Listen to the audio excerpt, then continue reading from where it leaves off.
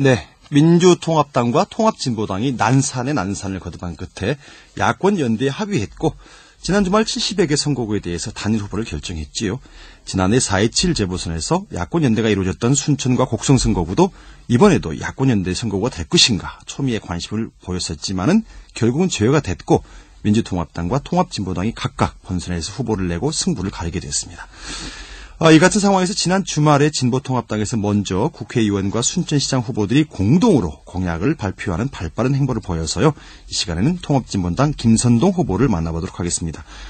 김선동 후보님 안녕하세요. 예, 안녕하십니까. 김선동입니다. 지금 지역구에 계신가요? 아니면 다른 데 계신가요? 예, 지금 순천에 있습니다. 예, 요 사이 하루하루 어떻게 보내십니까? 예, 하루하루 순천시와 곡성군의 유권자들 만나느라고 정신없이 바쁘게 뛰어다니고 있습니다. 예, 누구나 그랬겠지만 곡성이 느닷없이 이렇게 순천에 붙어서 선거가 될 걸 모르셨죠? 아니, 제가 정개특위 위원이었기 때문에요. 마지막까지 우리 농어촌 지역구를 희생해서는 안 된다. 예. 두석을 늘려서 302석이 되더라도. 그렇죠. 농어촌 이중으로 차별받고 소외되는 이런 일이 있어서는 안 되겠다 해서 끝까지 제가 우리 국회의원들을 설득해서 82명을 설득했습니다만은 92명이 찬성해서 10표 차이로 그것을 막지 못했습니다. 자, 이 선거구가 곡성까지 포함이 됨으로써 선거 비용도 좀 늘어났을 것 같은데 그랬습니까? 실제로 선거 비용이 늘어날 것으로 보입니다. 예, 그렇군요. 자, 이제 본격적인 질문을 좀 드려야 될 것 같아요. 야권 연대 합의, 다들 국민들이 아시는 내용이고 청취자분들도 잘 아시는 내용일 것 같습니다만, 네네. 우리 김선동 후보는 기대를 좀 달리 했을 것 같은데 어떻습니까? 예, 우선 저에 대한 유분리를 떠나서 네. 전국적으로 야권연대가 성사된 것에 대해서 매우 기쁘게 생각합니다. 왜냐하면 야권연대는 이명박 정권과 새누리당을 심판해서 정권을 교체하고 서민이 잘 살 수 있는 꿈과 희망을 가질 수 있는 새로운 대한민국을 만들어달라고 하는 우리 호남인과 전국의 우리 대한민국 서민들의 염원이었기 때문에 전국적 야권연대가 성사된 것에 대해서는 대단히 기쁘게 생각합니다. 다만 야권연대를 위해서 민주당의 진정성이 요구되었는데 그것은 바로 호남의 기득권 양보가 아니겠습니까? 네. 그런 점에서 호남의 기득권에 연연한 민주당의 모습에 대단히 실망을 했고 또 한계를 느꼈습니다. 마지막 이정희 대표와 한명숙 대표의 회담에서 호남 전체 한 석밖에 양보할 수 없고 순천으로 양보를 하겠다. 그러나 순천 하나만 양보하겠다고 했을 때 제가 그랬습니다. 이정희 대표님한테 순천은 민주당 후보와 정정당당하게 대결하겠다. 대신에 광주 서울을 우리 오병윤 후보가 있는데 여기를 양보하고 그리고 대전의 대덕 그리고 충북의 충주 그리고 우리 경북의 경산 청도 경주 이런 곳을 민주당이 양보하는 것을 받아내고 네. 또한 서울 수도권에서 더 많은 곳에서 이번에 70군데에서 야권 단일화 경선을 했지 않습니까? 네. 처음에는 이 경선을 받아들이지 못하겠다고 했습니다. 그런데 저와 그리고 이정희 대표 그리고 심상정 대표 노회찬 대변인 천호선 대변인 이렇게 통합진보당의 지도부가 희생을 각오하고 통큰 양보를 통해서 야권연대를 성사시켰습니다. 예, 어찌되었거나 야권연대는 많은 국민들의 관심과 또 이 기대 속에서 이제 이루어졌는데. 그렇습니다. 이걸 두고서 보수진영 입장을 들어보니까 민주당이 통합진보당에 질려 끌려가는 거 아니냐, 이런 혹평을 하고 있고요. 네. 또 민주당 내부에서도 호남 세력 배척이 아닌가, 불이익을 보는 거 아닌가, 이런 불만도 있는 것 같습니다. 그건 어떻게 보십니까? 예, 통합진보당에 끌려간다라는 평가는 국민적 심판을 모면해보려는 이명박 정권과 새누리당의 정치적 꼼수 아니겠느냐 이렇게 생각하고요. 민주당 내부에서 호남 세력 배척이 아니라 호남만이 가장 많이 양보를 하지 않았죠. 호남의 기득권을 가장 많이 이번에 지키게 됐죠. 예를 들면 영남에서는 여러 곳을 양보했고 서울 수도권에서도 여러 곳을 양보했습니다.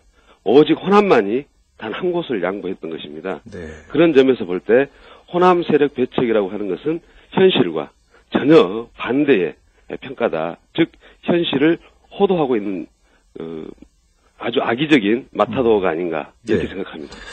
자, 다시 이 얘기를 우리 지역적으로 돌려보죠. 이 순천과 곡성 선거구 총선 경쟁 구도. 네네. 지금 이제 통합진보당과 민주통합당 그리고 새누리당 후보 간 3자 대결 구도가 될 것 같습니다. 물론 22일과 23일에 공식 후보 등록이 끝나봐야 알겠지만 네네. 이 가까운 여수 갑종만 하더라도 거의 뭐 10명, 8명에 가까운 후보들이 현재 경쟁 중인데 우리 지역 순천 곡성은 너무 경쟁 후보가 적다고 느끼지는 않습니까? 아마도 통합진보당의 김선동 의원이 야권연대 단일 후보가 될 것이다. 그렇게 되면 경쟁이 무의미할 것이다. 미리 겁먹고 안 나왔다. 생각하는 것 때문에 그래요. 이 후보자들이 없지 않았을까라고 생각하고요. 이제 민주통합당의 노광규 후보와 제가 1대1로 진검 승부를 겨루게 되었는데요. 저는 기다렸던 것이고 충분히 이길 수 있다 이렇게 생각을 하고 있습니다. 다소 기분 나쁜 얘기가 될 수도 있겠습니다만은 좀 본인의 생각을 듣고 싶어서 말입니다. 일부에서는 우리 김선우 후보는 차라리 중앙정치 무대에 가서 뛰었으면 좋지 않을까 하는 그런 얘기하는 분들도 있던데 어떻게 생각하십니까? 중앙정치 무대가 바로 국회의원이 해야 될 곳 아니겠습니까? 네. 우리 순천 시민께서 지난 4월 27일에 위대한 선택으로 야권연대를 성사시켜서 정권교체 희망을 키웠지 않습니까? 네. 그걸 통해서 우리 순천을 대표하는 김선동 의원이 이제 대한민국 서민의 아들로 이렇게 아이콘으로 이렇게 자리 잡아가고 있지 않습니까?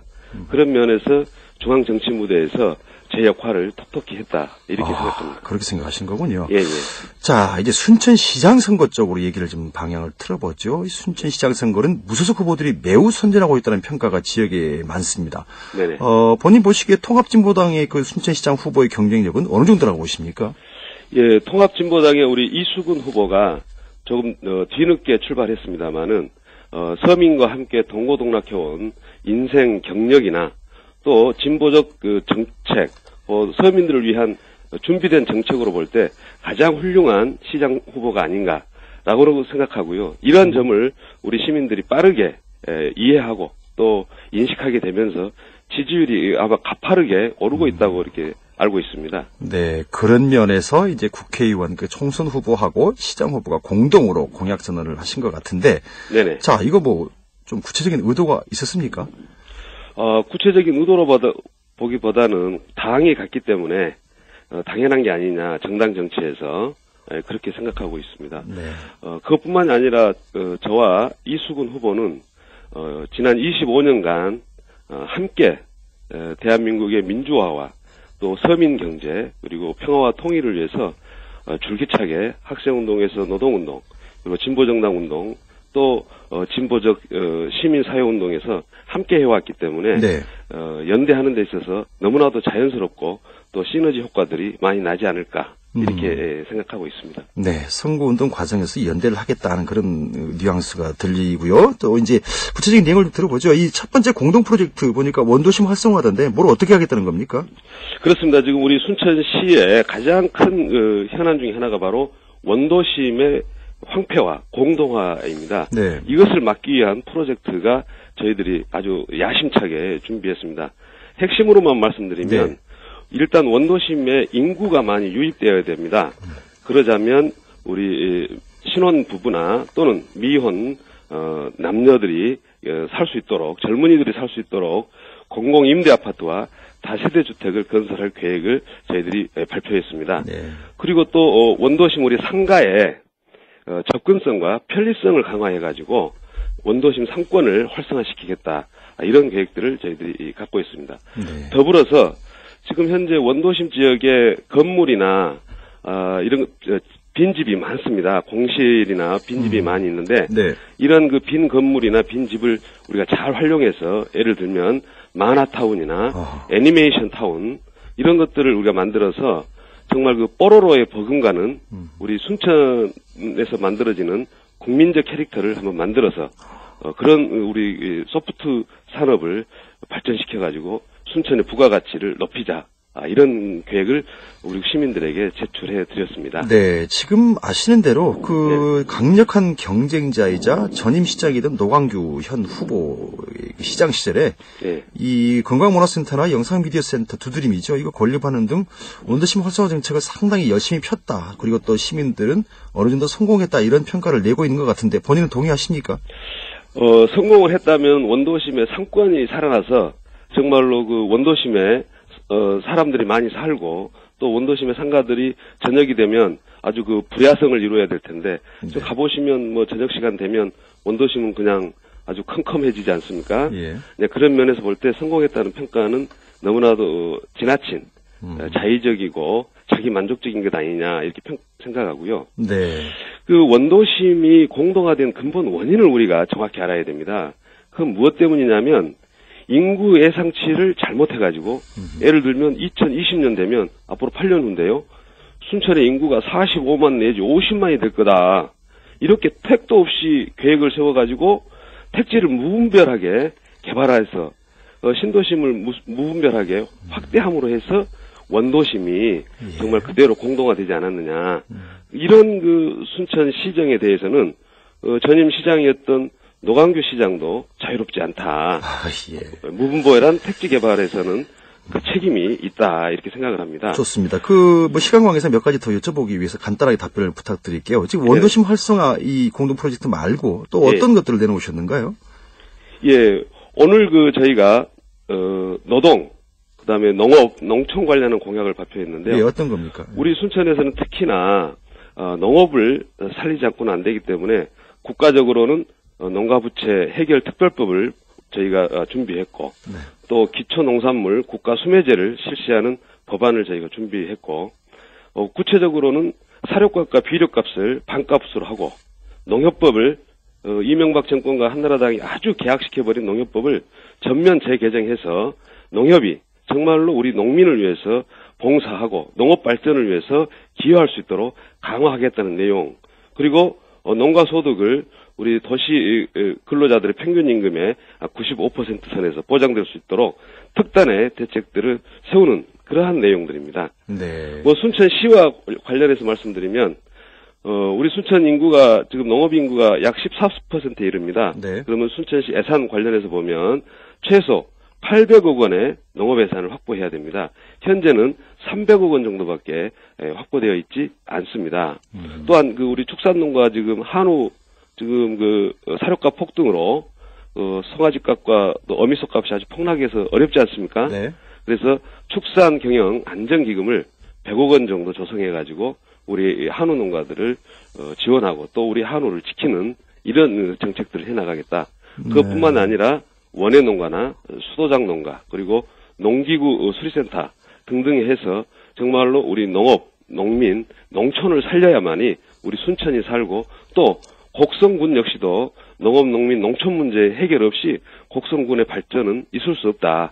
이런 측면에서 저희들이 농업, 농민, 농촌 문제에 대한 프로젝트를 발표했습니다. 늘 김선동 그 후보를 만나면 한번 물어보고 싶다 했던 게 하나 있어서 제가 뭐 질문을 하나 드려보겠는데 네네. 지난해 김 후보께서는 이 4.27 국회의원 보궐선거를 통해서 처음으로 국회에 진출하시지 않습니까? 네네. 이 원외에 있을 때하고 원 안에 들어가 보니까 뭔가가 좀 다르던가요?